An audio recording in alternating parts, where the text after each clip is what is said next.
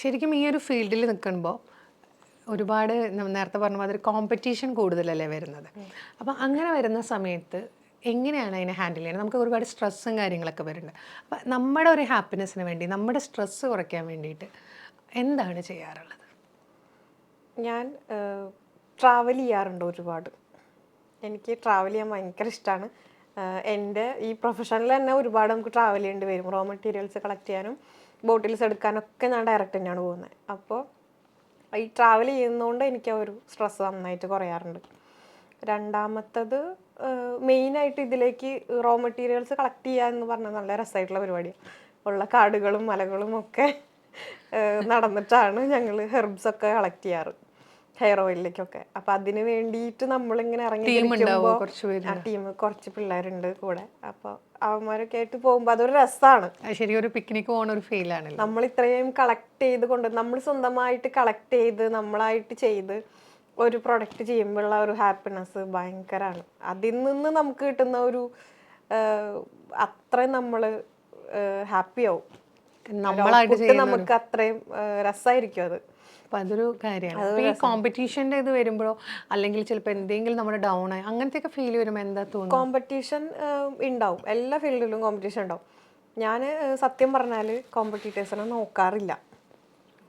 Even അവരുടെ profiles പോലും ഞാൻ ചെക്ക് ചെയ്യാറില്ല. അവരെന്താണ് ചെയ്യുന്നത് എന്നുള്ളത് ഞാൻ നോക്കാറില്ല. ഞാൻ പോകുന്ന വഴി ഞാൻ നേരെ പോകുന്നു. അല്ലെങ്കിൽ അവരെപ്പോഴും നമ്മളോട് പലപ്പോഴും ഇങ്ങോട്ട് വന്നിട്ട് ഇതാക്കുന്ന ക്വസ്റ്റ്യൻ ചെയ്യുന്നവരുണ്ട്, എന്തിനാണ് അങ്ങനെ ചെയ്യുന്നത്.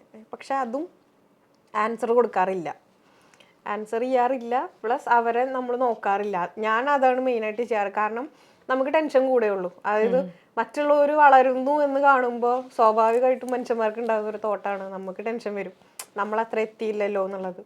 അതുകൊണ്ട് തന്നെ ചുറ്റുള്ളതൊക്കെ നമ്മൾ മൈൻഡ് ചെയ്യാതിരുന്നാൽ തന്നെ നമ്മൾക്ക് നമ്മളുടെ വേ കറക്റ്റായിരിക്കും.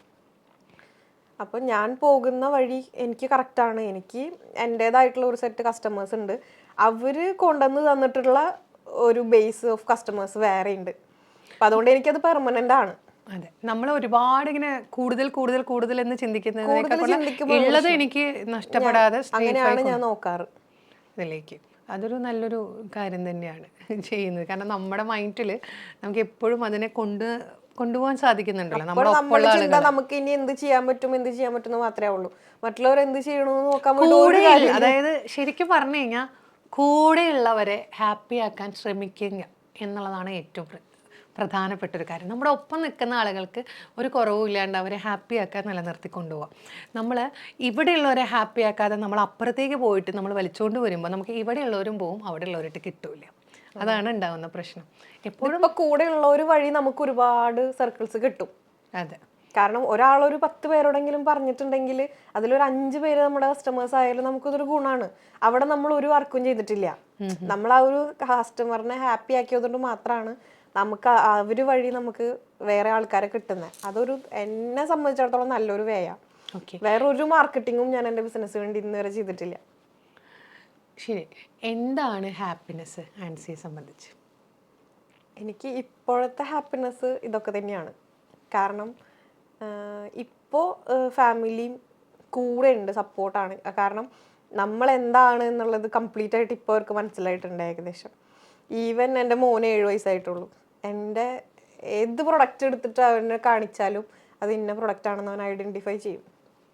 ഈവൻ ചില സമയത്ത് കടയിൽ പോയിട്ടുണ്ടെങ്കിൽ കസ്റ്റമേഴ്സ് വരുമ്പോൾ പ്രൊഡക്റ്റ് അവർക്ക് പരിചയപ്പെടുത്തി കൊടുക്കുന്നത് അവനാണ്. അപ്പോൾ അവന് വരെ ഇതിലേക്ക് ഇൻവോൾവ്ഡ് ആയി. അതൊരു സന്തോഷമാണ്. കാരണം നമ്മുടെ മക്കൾക്ക് വേണ്ടിയിട്ടാണല്ലോ നമ്മൾ ഒരു ഇത് ബിൽഡ് ചെയ്യുന്നത്.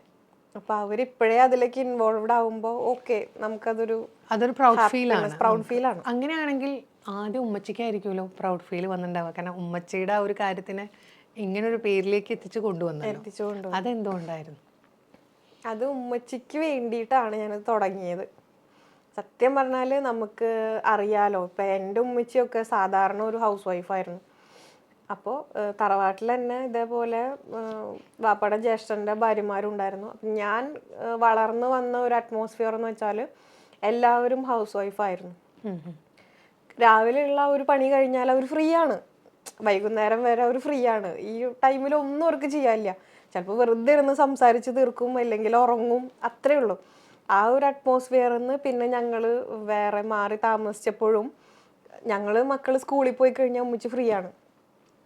അങ്ങനെയാണ് ഞാൻ ഈ പറഞ്ഞ പോലെ എന്തെങ്കിലും ഒരു ബിസി ആവണം. കാരണം നമ്മൾ ചിന്തിക്കുമ്പോൾ നമ്മുടെ ഫ്യൂച്ചർ ഇങ്ങനെയൊക്കെ തന്നെയാണ് അല്ലേ, നമ്മളത് കണ്ട് വളർന്നിട്ടുള്ള ഒരു സാഹചര്യം അപ്പോഴാണ് നമ്മൾ ചിന്തിക്കുക എൻ്റെ ഭാവി ഇങ്ങനെ തന്നെയാണല്ലോ എന്ന് ചിന്തിക്കുന്നതുകൊണ്ടാണ് ഇപ്പോഴത്തെ പിള്ളേരൊക്കെ ജോലി വേണം എന്ന് വിചാരിക്കുന്നത് തന്നെ. അപ്പോൾ ആ ഒരു രീതിയിൽ നിന്ന് മാറ്റം വേണമെന്ന് വിചാരിച്ചിട്ടാണ് ഞാൻ ആദ്യം തന്നെ ഞാൻ ഉമ്മച്ചീനെ ബിസിയാക്കുക ചെയ്തത്. ഞാനൊരു ഷോപ്പ് തുടങ്ങി. അപ്പോൾ ഉമ്മച്ചീനെ ഞാൻ അവിടെ ഷോപ്പിൽ ഞങ്ങൾ രണ്ടുപേരും കൂടിയിട്ടാണ് നോക്കിയിരുന്നത്. അങ്ങനെ ഞാൻ മാത്രമല്ല, എൻ്റെ ഉമ്മച്ചീനെയും കൂടി ഞാൻ ബിസിയാക്കി എന്ന് ഞാൻ പറയും. കാരണം ഈ ഉമ്മച്ചി എന്നുള്ള പേര് ഇട്ട ശേഷം ഈ ഓയിലിന് എങ്ങനെയായിരിക്കും അമ്മയുടെ ഒരു, കാരണം ഇപ്പോൾ കഴിഞ്ഞ ദിവസങ്ങളിലൊക്കെ നമ്മൾ ഇപ്പോൾ ഓൾഡ് ഏജ് ഹോംസ് ഒക്കെ കൂടുന്നൊരു കാലമാണ്. ഒരുപാട് അമ്മമാരെ ഇതാവണം. ഇപ്പോൾ കഴിഞ്ഞ ദിവസം നമ്മൾ കണ്ടു അമ്മയെ അടിച്ചുപദ്രവിച്ചിട്ടുള്ളൊരു ന്യൂസും കാര്യങ്ങളൊക്കെ കൊണ്ടു. ഇങ്ങനെ ഇരിക്കുമ്പോൾ നമ്മുടെ അമ്മയാണെങ്കിലും വേറെ ആരും അമ്മയാണെങ്കിലും ഈ അമ്മയുടെ ആ ഒരു പേര് ഉമ്മച്ചീസ് എന്ന പേര് കൊടുത്തിട്ട് ഇതാണ് അതിന് നമ്മൾ എഴുതൂലോ, എഴുതിയിട്ട് അത് ഒട്ടിച്ചിട്ട് കണ്ടപ്പോൾ എങ്ങനെയായിരുന്നു ഉമ്മ റിയാക്ട് ചെയ്ത്? അതൊരു അവർക്ക് നല്ലൊരു പ്രൗഡ് ഫീൽ ഉണ്ടാവും. കാരണം ഇപ്പോൾ പ്രായമായവരുടെ ഒരു സംഭവം എന്താ വെച്ചാൽ അവർ പെട്ടെന്നൊന്നും സമ്മതിച്ചു തരില്ല ഒന്നും. അപ്പോൾ നമുക്ക് പക്ഷെ അത് ഫീൽ ചെയ്യും. മറ്റുള്ളവരുടെ അടുത്ത് സംസാരിക്കുമ്പോൾ ആ ഒരു പേരിലാണ്. ഇപ്പം ഉമ്മച്ചി ഇപ്പോഴും പലരുടെ അടുത്തും പറഞ്ഞു ഞാൻ കേട്ടിട്ടുണ്ട്, ഇത് എൻ്റെ ബ്രാൻഡാണ്, എൻ്റെ പേരിലാണ് ബ്രാൻഡ്, ചെയ്യണത് അവളാണെങ്കിലും ബ്രാൻഡ് എൻ്റെ ആണ് എന്ന് പറഞ്ഞു ഞാൻ കേട്ടിട്ടുണ്ട്. അതിലാണ് അവരുടെ എല്ലാ ഹാപ്പിനെസ് ഇരിക്കുന്നത്. ഞാനിത് സ്റ്റാർട്ട് ചെയ്ത് ഞാൻ ട്രേഡ് മാർക്കൊക്കെ എടുക്കണ സമയത്ത് ഒരുപാട് പേര് എന്നോട് പറഞ്ഞിരുന്നു, അതായത് നീയാണല്ലോ കഷ്ടപ്പെടണേ, ഇപ്പം നിൻ്റെ പേരിൽ ചെയ്തുകൂടെ എന്നുള്ളത്. അപ്പം അങ്ങനെയല്ല, അതിൻ്റെ ബേസ് നമുക്ക് വന്നത് അവിടെ നിന്നാണ്. അപ്പം അവർക്ക് ആ ഒരു ഹാപ്പിനെസ് നമുക്ക് ഇങ്ങനെയൊക്കെ കൊടുക്കാൻ പറ്റുള്ളൂ. അപ്പോൾ ഞാൻ അങ്ങനെ എൻ്റെ സ്വന്തം ഇഷ്ടത്തിനാണ് ഞാൻ ആ പേരിട്ടത്. അത് പേരിട്ടതിന് എനിക്ക് നെഗറ്റീവ്സ് റിവ്യൂസ് വന്നിട്ടുണ്ട്, എന്തിനാണ് അങ്ങനെ ഇട്ടത് ചെയ്തിട്ടുള്ളത്. ഈവൻ കോമ്പറ്റീറ്റേഴ്സിൻ്റെ വരെ ആ ഒരു പേര് മാറ്റണം എന്ന് പറഞ്ഞിട്ടുള്ള സംഭവം എനിക്ക് വന്നിട്ടുണ്ട്. എന്നിട്ട് പോലും ഞാൻ അതിന് ഒരുപാട് വർക്ക് ചെയ്തിട്ടാണ് ഞാൻ ട്രേഡ് മാർക്ക് എടുത്തു, ഇപ്പം രജിസ്റ്റേർഡ് ആയി. ഇനി ആ പേര് ഞങ്ങളുടെ ബ്രാൻഡിന് മാത്രമാണ്. അപ്പം അത് ഇപ്പോഴും ഉമ്മച്ചിയുടെ ഒരു ഹാപ്പിനെസ് ആണ് മറ്റുള്ളവരോട് പറയുമ്പോൾ, അതായത് അതെൻ്റെ ബ്രാൻഡാണ്, എൻ്റെ പേരാണ് അതിനെന്ന് പറയുമ്പോൾ അത് അവരുടെ ഒരു കംപ്ലീറ്റ്ലി ഒരു പ്രൗഡ് മൊമെൻ്റ് ആണത്. മാത്രമല്ല അവർ പറയുന്ന ഒരു സംഭവമുണ്ട്, അതായത് ഒരാൾ മാത്രമല്ല, ഇപ്പം ഞാനും എൻ്റെ അനിയത്തിയും മാത്രം ഉമ്മച്ചി എന്ന് വിളിച്ചിരുന്നിടത്തുനിന്ന് ഇപ്പോൾ ലോകത്തുള്ള എല്ലാവരും ഷോപ്പിൽ വന്ന ഉമ്മച്ചി തന്നെയാണ് വിളിക്കുക. അപ്പോൾ ഉമ്മച്ചിന്ന് ഇങ്ങനെ ഒരുപാട് പേര് ഉമ്മച്ചിന്ന് വിളിക്കുമ്പോൾ എല്ലാവരുടെയും ഉമ്മച്ചിയാണ് ഞാനിപ്പോ എന്നുള്ളത് പറയാറുണ്ട്. ആ ഒരു ഫീലിലേക്ക് എത്തി. കടയിൽ പെൺമക്കളാണോ? ഞാനും എൻ്റെ അനിയത്തിയാണ്. അപ്പോൾ അതേ സംബന്ധിച്ചിട്ട് ആൺകുട്ടികൾ മാത്രമാണ് പ്രൗഡ് ആക്കുക, അല്ലെങ്കിൽ ആൺകുട്ടികളെ വളർത്തിക്കൊടുന്ന അവരാണ് ഇതാക്കുക എന്നുള്ളിടത്തുനിന്ന് ഒരു മാറ്റമായിട്ട് ശരിക്കും ഒരു കാണിച്ചു കൊടുക്കാനും കൂടി സാധിച്ചു. അമ്മ ആ ഒരു ലെവലിലേക്ക് ഉമ്മച്ചീനെ അങ്ങോട്ട് കൊണ്ടുവന്ന് വെച്ചാൽ എനിക്കത് മനസ്സിലാക്കാൻ പറ്റും. കാരണം അവർ ചിലപ്പോൾ സാധാരണ അങ്ങനെയാണല്ലോ, 2 പെൺകുട്ടികളാണ് ഈശ്വര അവരെ കെട്ടിച്ചയക്കണം, 100 പ്രാരാബ്ദങ്ങൾ ഇതൊക്കെ കണ്ടിട്ടാണല്ലോ വളർത്തിക്കൊണ്ടിരുന്നത് ഏതൊരു പെണ്ണിനെ വളർത്തുമ്പോഴും.